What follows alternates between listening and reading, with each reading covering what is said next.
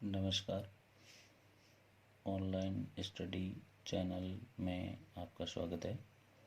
कक्षा 12 हिंदी अनिवार्य, हिंदी साहित्य, भूगोल एवं गृह विज्ञान, कक्षा 10 के हिंदी, संस्कृत और सामाजिक विज्ञान के ऑनलाइन पाठ आपको पढ़ाए जाएंगे।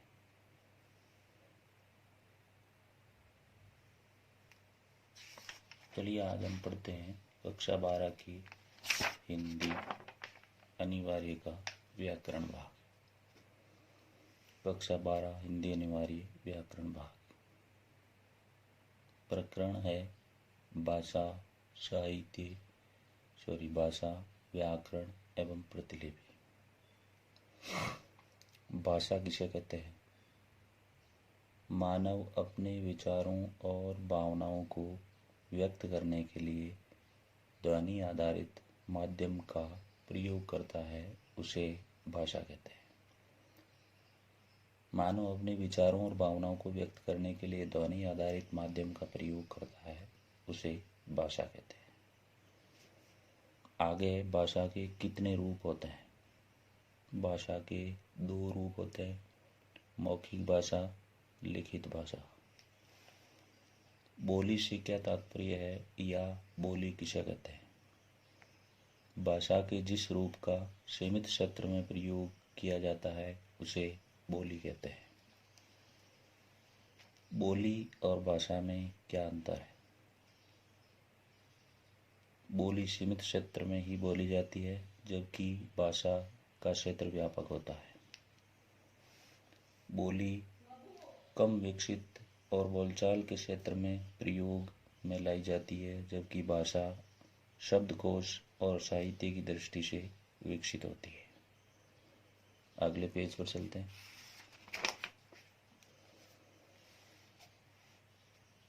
भाषा शब्द की व्युत्पत्ति के बारे में बताइए। भाषा शब्द की व्युत्पत्ति संस्कृत की भाष धातु से हुई है। भाष का अर्थ है व्यक्त वाणी। भाषा की इकाइयाँ कौन कौन सी होती है? मुख्य रूप से भाषा की 5 इकाइयाँ हैं।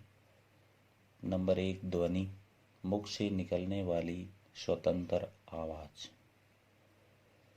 नंबर 2 वर्ण, जिन्हें अक्षर भी कहते हैं।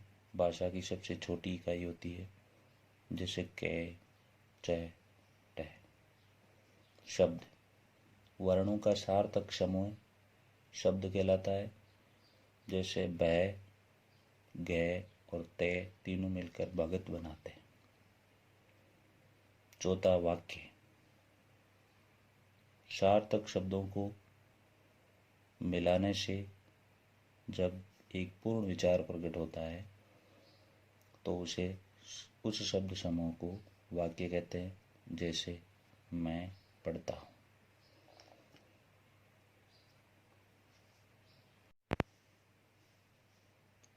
भाषा का अगला पद है, अगली इकाई है पद।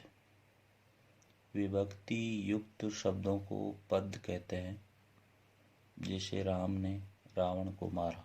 यहाँ राम ने ये एक पद है और रावण को ये भी एक पद है। विभक्ति युक्त या कारक चिन्हों से युक्त जो शब्द होते हैं, उन्हें पद कहा जाता है। नमस्कार। आगे भी इसी प्रकार की जानकारियाँ आपके लिए रिलीज करते रहेंगे। पढ़ते रहिए ऑनलाइन स्टडी।